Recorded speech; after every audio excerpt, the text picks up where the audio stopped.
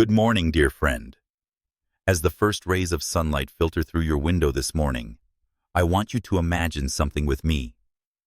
Picture yourself waking up, not with that familiar weight of your to-do list pressing against your chest, but with a deep sense of peace, knowing that today you don't have to carry the burden of control alone. The scripture in Proverbs 3:5-6 reminds us to trust in the Lord with all our heart and lean not on our own understanding. What if today, instead of carrying the weight of control, we learn to place everything in His capable hands? Today, we're going on a journey together about surrendering our need to manage every detail of our lives and discovering the profound peace that comes when we truly place our lives in God's hands. Before we begin this journey together, I'd love to know where you're watching from this morning. Please hit that like button and subscribe to join our morning prayer community. Now let's discover together how surrender becomes our greatest strength. As I opened my Bible this morning to Isaiah 41 verse 10, these words seem to leap off the page. Fear not, for I am with you. Be not dismayed, for I am your God. I will strengthen you. I will help you. I will uphold you with my righteous right hand. Let me share something personal with you. 3 weeks ago, I was standing in my garden at dawn, coffee in hand, watching the morning light dance across the flowers my wife had planted. In that quiet moment, I felt the Lord speak to my heart about His constant presence. It wasn't an audible voice, but a deep knowing that settled in my soul. He reminded me that every breath I take, every decision I face, every uncertain moment ahead, He's already there.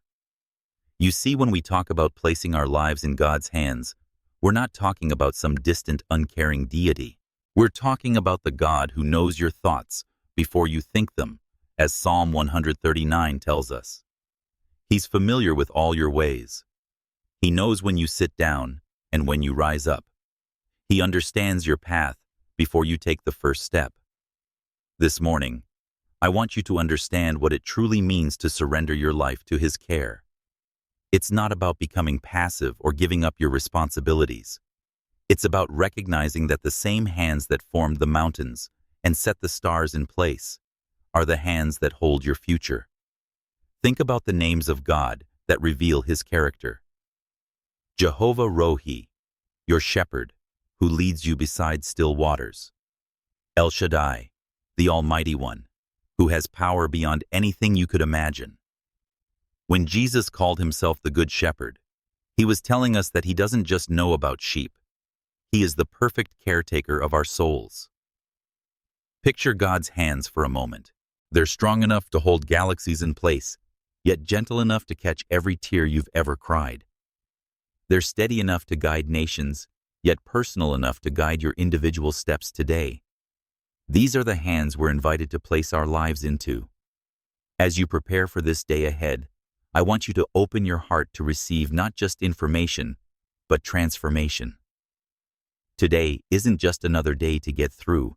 It's an opportunity to experience what happens when we stop trying to be the director of our own lives and allow the Master of the universe to take the lead. But let's be honest about something. If placing our lives in God's hands feels easy this morning, you might not be facing the kind of pressures that keep most of us awake at 3 in the morning. The truth is, many of us are carrying weights that feel impossible to bear, and the idea of letting go feels terrifying because we've convinced ourselves that our tight grip on control is the only thing standing between us and complete chaos. I want to tell you about Sarah. She's 38 years old, a single mother with 2 beautiful children, ages 7 and 10. 3 months ago, Sarah was lying in bed at 2:30 in the morning, staring at the ceiling, running calculations in her head for the 100th time. The rent was due in 12 days. She had $87 in her checking account, and her part-time job at the medical office wasn't going to cover it. Sarah had been working 3 part-time jobs since her divorce 2 years earlier. Monday through Wednesday, she was a medical receptionist. Thursday and Friday evenings, she cleaned offices. Weekends, she watched elderly Mrs. Patterson next door for extra money. But no matter how many hours she worked, she felt like she was running on a treadmill that kept speeding up. Her 10-year-old son, Marcus, had started having trouble at school. His teacher called twice last week about him acting out in class. Sarah knew he was struggling with the divorce, with her constant stress, with the uncertainty that seemed to hang over their home like a dark cloud. She wanted to be the strong mother he needed, but inside, she felt like she was crumbling. Every night, Sarah would sit at her kitchen table with a calculator, a stack of bills, and a growing sense of panic. She would make lists, reorganize budgets, research secondhand stores for school clothes, and try to figure out how to make $20 stretch for groceries that should cost $60. She felt like she was playing a game where the rules kept changing, and she was always 3 moves behind. Let me tell you about James. He's 42, married for 18 years, father of 3 teenagers. For 15 years, James worked for the same manufacturing company. He took pride in being the guy who could handle anything. Need someone to work overtime? Call James. Problem that needs solving. James has an answer. He built his identity around being reliable, capable, the man who could provide for his family no matter what. Last October, James walked into work on a Tuesday morning and was told the plant was closing. 15 years of loyalty, hundreds of overtime hours, missing soccer games and school plays to prove his dedication, and it was over in a 15-minute meeting with HR. For the past 8 months, James has sent out over 200 resumes. He's had 12 interviews. He's been told he's overqualified, underqualified, too expensive, and not quite the right fit. Every rejection email feels like a personal indictment of his worth as a man, as a provider, as someone who thought he had life figured out. His wife Jennifer tries to encourage him, but James sees the worry in her eyes when she thinks he's not looking. He watches her calculate grocery expenses, sees her hesitate before buying things they used to purchase without thinking. The savings account he was so proud of building is shrinking every month, and James feels like he's failing at the most basic level of what it means to be a husband and father. These are the moments when surrender feels less like faith and more like giving up. When we're lying awake at night, trying to solve problems with our minds that our hands can't fix, the idea of letting go feels dangerous. We tell ourselves that if we just think harder, plan better, work more hours, we can control the outcome. But deep down, we're exhausted from trying to be the god of our own lives. There comes a moment in every person's life when you realize that all your planning, all your effort, all your determination hits a wall that you simply cannot climb over, go around, or break through. It's like trying to complete a massive jigsaw puzzle, only to discover that crucial pieces are missing, and no amount of forcing or rearranging can make the picture complete. Let me introduce you to Michael. At 35, he's what most people would call successful. 2 years ago, he launched a tech startup with his college roommate. Michael believed that if he just worked hard enough, smart enough, long enough, he could guarantee success. He was putting in 16 to 18-hour days, sleeping 4 hours a night, living on energy drinks and determination. Michael's philosophy was simple: control every variable you can control, and success is inevitable. He micromanaged every aspect of the business. He read every email, approved every decision, attended every meeting. He convinced himself that his company's survival depended on his constant vigilance. While Michael was building his empire, his marriage was quietly falling apart. His wife Rebecca stopped sharing her day with him because he was always distracted, always thinking about the next problem to solve. His 6-year-old daughter Emma stopped asking him to read bedtime stories because Daddy was always too busy with important work. Then the market shifted. A larger company released a product that made Michael's innovation obsolete overnight. Investors started asking hard questions. The runway of funding that seemed solid suddenly looked like it might end before they could pivot.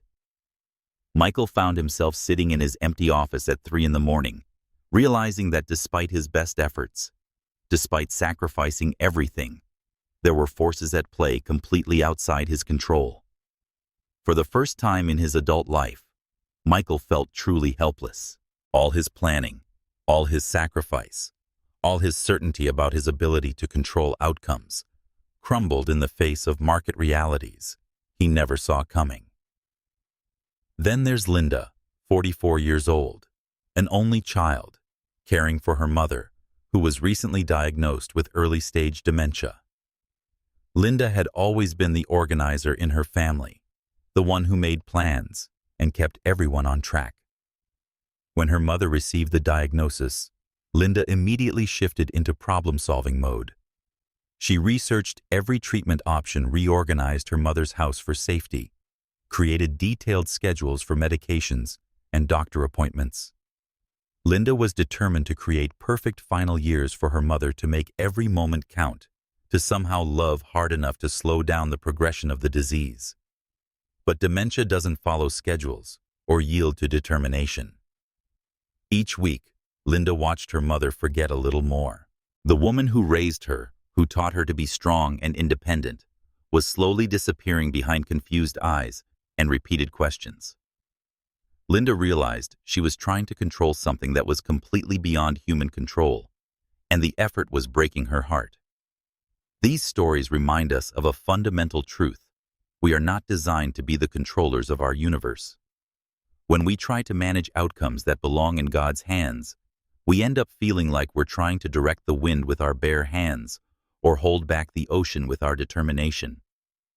Jesus understood this human tendency when he said in Matthew 11, verse 28, "Come to me, all who labor and are heavy laden, and I will give you rest." He wasn't just talking about physical tiredness. He was addressing the exhaustion that comes from trying to carry burdens we were never meant to bear alone. The beautiful thing about reaching the end of our own strength is that it creates space for God's strength to manifest in ways we never imagined possible. But surrender isn't a passive collapse into defeat. It's an active, intentional decision to transfer ownership of our concerns from our limited hands to His unlimited ones. Let me take you back to Sarah's story. It was 5 o'clock on a Wednesday morning, and Sarah found herself kneeling on her kitchen floor, still in her pajamas, coffee growing cold on the counter. She had spent another sleepless night running numbers that didn't add up, making plans that felt impossible, trying to figure out how to be everything to everyone. In that moment, something shifted inside her. She looked up at the ceiling and whispered words that felt both terrifying and liberating. "God, I can't do this anymore. I surrender. I'm placing my life, my children's lives, our future completely in your hands. I trust you to provide what we need." Sarah described it to me later as feeling like she had been wearing heavy armor for 2 years and finally had permission to take it off. The circumstances hadn't changed. The bills were still due, but something fundamental shifted in how she carried the weight of her responsibilities. This is the difference between giving up and surrendering. Giving up is despair saying, "Nothing matters." Surrender is faith saying, "God, you matter more than my need to control the outcome." When we truly surrender, we're aligning ourselves with the character of God revealed through His names. Jehovah Jireh, the Lord who provides, reminds us that provision is His specialty, not our problem to solve through anxiety. Jehovah Shalom, the Lord our peace, doesn't just give us peace. He is our peace in the midst of uncertain circumstances. Think about young David, who would later write Psalm 23. Before he was a king, he was a shepherd boy who learned to trust God's protection while facing lions and bears in the wilderness. When he wrote, "The Lord is my shepherd, I shall not want," he wasn't speaking theoretically. He had experienced what it meant to depend completely on God's provision and protection. David understood that surrender isn't weakness. It's the recognition of where true strength originates. When he faced Goliath, he didn't rely on armor or weapons he wasn't familiar with. He relied on the God who had proven faithful in smaller battles, trusting that the same God who helped him protect his sheep could handle this giant challenge. Let me tell you about Robert, a 40-year-old man who inherited his family's construction business 3 years ago. The company had been in his family for 3 generations, and Robert felt the weight of that legacy every day. He was trying to honor his grandfather's memory, meet his father's expectations, and build something meaningful for his own children. But the construction industry had changed dramatically since his grandfather's time. New regulations, increased competition, supply chain issues, and economic uncertainty made every project feel like a gamble. Robert was working 7 days a week, taking on projects with razor-thin margins, and constantly worried about keeping his 23 employees paid. Robert's breaking point came during a particularly difficult project where nothing was going right. Permits were delayed, materials were back-ordered, and the client was threatening to cancel the contract. Standing on the job site at 6 in the morning, Robert realized he had been trying to guarantee success through his own efforts rather than seeking God's wisdom and guidance. That morning, Robert made a decision that changed everything. Instead of starting his day by checking emails and reviewing problems, he began each morning with what he called his surrender ritual. He would spend the first 30 minutes of his day in prayer, specifically placing every aspect of his business, every decision, every concern into God's hands. This wasn't passive hoping for good luck. This was active faith that acknowledged God as the ultimate owner of the business, while Robert served as a faithful steward. He changed his approach from, "I have to make this work," to, "God, show me the way you want this to work." The transformation wasn't immediate, but it was profound. Robert began making decisions from peace rather than panic. He started seeing opportunities instead of just problems.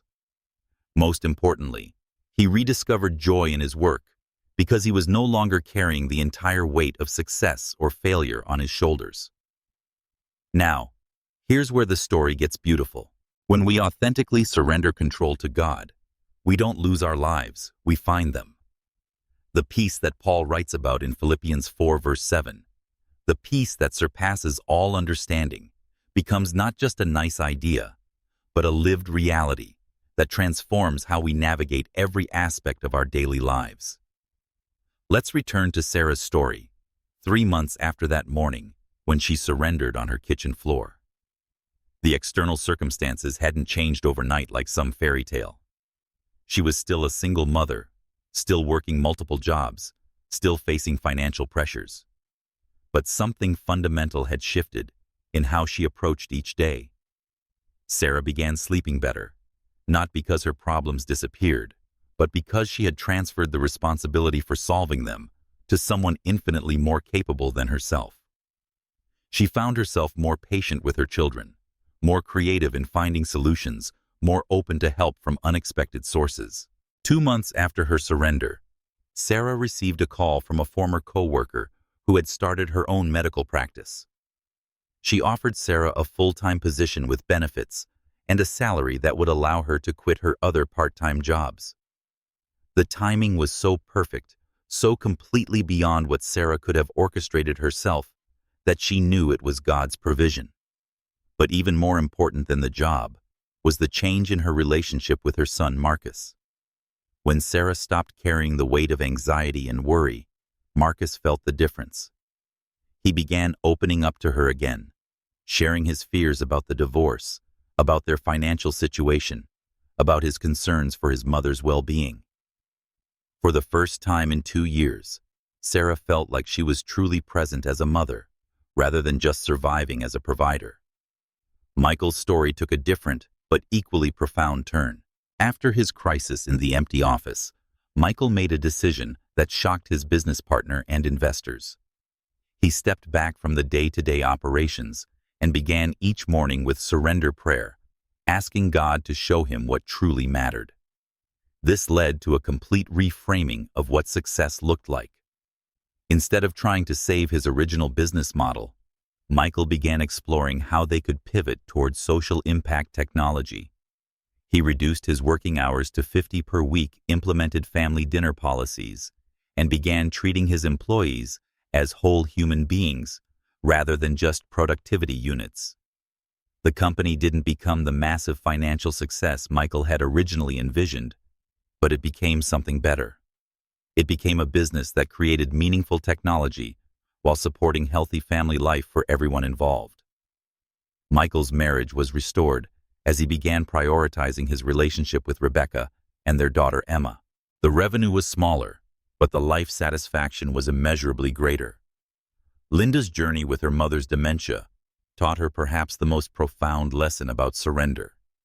She realized that her attempts to create perfect final memories were actually preventing her from being fully present for the imperfect, beautiful moments that were actually available. When Linda stopped trying to control the progression of the disease and instead focused on loving her mother exactly as she was in each moment, something beautiful happened. The conversations became less about what her mother couldn't remember and more about enjoying what she could still appreciate. They spent afternoons looking through photo albums, not trying to help her mother remember, but simply enjoying her reactions to the pictures. Linda discovered that love doesn't require perfect memory or ideal circumstances. Some of the most meaningful moments came when her mother would look at her with complete presence and say, "I may not remember everything, but I know you love me." Those moments were worth more than all the perfect memories Linda had tried to manufacture. This is the mystery of divine timing versus human timing. We operate on schedules and deadlines, trying to force outcomes according to our timetables. God operates in seasons and purposes, orchestrating circumstances in ways our limited perspective cannot comprehend. Robert's construction business experienced this divine timing in remarkable ways. Within 6 months of implementing his daily surrender practice, he received 3 contracts that perfectly matched his company's strengths. Even more surprisingly, 2 of his biggest competitors approached him about partnership opportunities rather than continuing to bid against each other. Robert realized that when he stopped operating from scarcity and started trusting in God's abundance, it changed how he approached business relationships. Instead of seeing other contractors as threats, he began seeing opportunities for collaboration. The result was a network of businesses that supported each other during difficult projects and shared resources during busy seasons. But perhaps the most significant transformation was in Robert's relationship with his father and his own children. When he stopped trying to prove himself worthy of the family legacy and started simply being faithful with what God had given him, the pressure and tension that had characterized family dinners for years began to dissolve. This is what happens when we learn to flow with God's plans, rather than fighting against circumstances we cannot control. Life becomes less like swimming against a powerful current and more like floating down a river, guided by someone who knows exactly where the journey leads. As we come to the close of our time together this morning, I want to leave you with the promise found in Romans 8 verse 28. "And we know that in all things, God works for the good of those who love Him, who have been called according to His purpose." This isn't just a nice sentiment, it's the foundation of a surrendered life. The journey we've taken together today, from the exhaustion of trying to control everything to the peace of placing our lives in God's capable hands, represents more than just a mental shift. It represents a fundamental transformation in how we understand our role in God's story. Every obstacle that seems insurmountable will bow before His power. Every closed door you face is actually God preparing you for the right door that He will open at precisely the right time. Every season of waiting that feels like delay is actually a season of preparation, where God is developing your character for the blessings He has planned. When you surrender your life to God, you don't lose your identity. You discover who you were always meant to be. Your surrendered life becomes His masterpiece, painted with brushstrokes of grace, colored with mercy, and framed with purpose. Let me give you 5 practical ways to maintain this surrendered lifestyle as you move forward. First, begin each morning with a surrender prayer, specifically placing your day, your decisions, and your concerns into God's hands before you check your phone or start your to-do list. Second, end each evening with gratitude reflection, acknowledging the ways you saw God's faithfulness throughout your day, even in small details you might normally overlook. Third, conduct a weekly surrender check, where you honestly assess areas where you might be slipping back into control mode and consciously release those concerns to God again. Fourth practice, monthly testimony sharing either with friends, family, or in your journal, remembering and celebrating the ways God has shown His goodness in your life. Fifth, consider an annual surrender retreat, a dedicated time for deeper prayer and renewed commitment to living with open hands rather than clenched fists. Let me close with one final story about John, a 43-year-old man who 2 years ago was the definition of a control enthusiast and workaholic.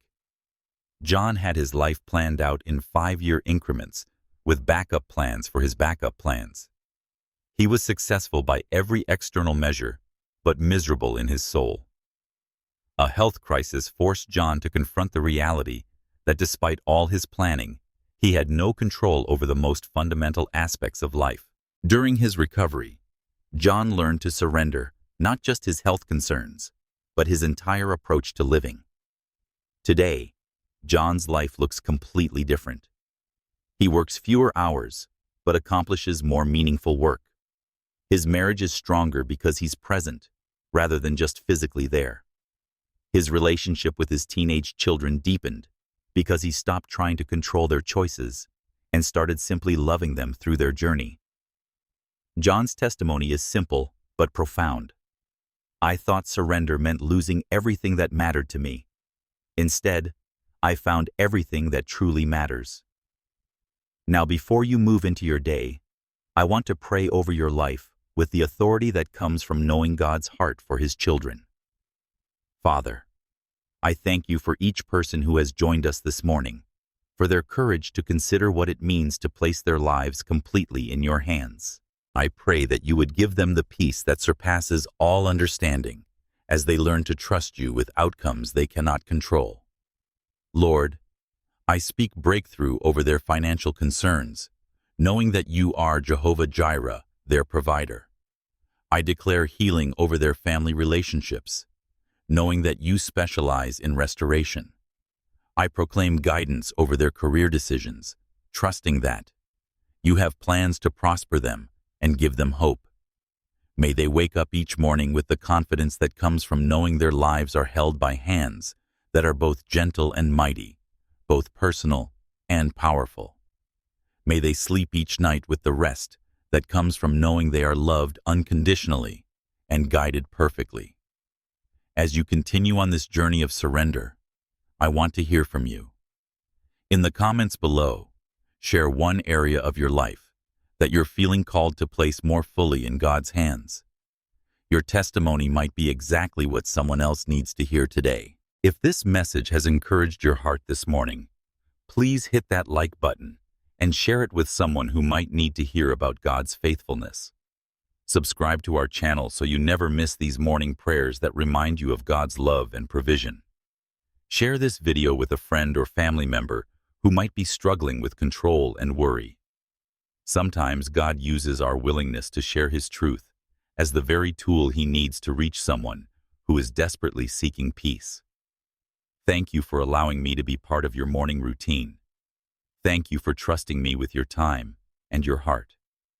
I'm praying that God continues to reveal Himself to you as the perfect Father who holds your future with love and wisdom. Tomorrow morning, when you wake up, remember this truth.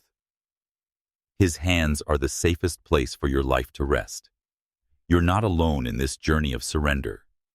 Every new day is a new opportunity to trust Him more deeply than you did the day before.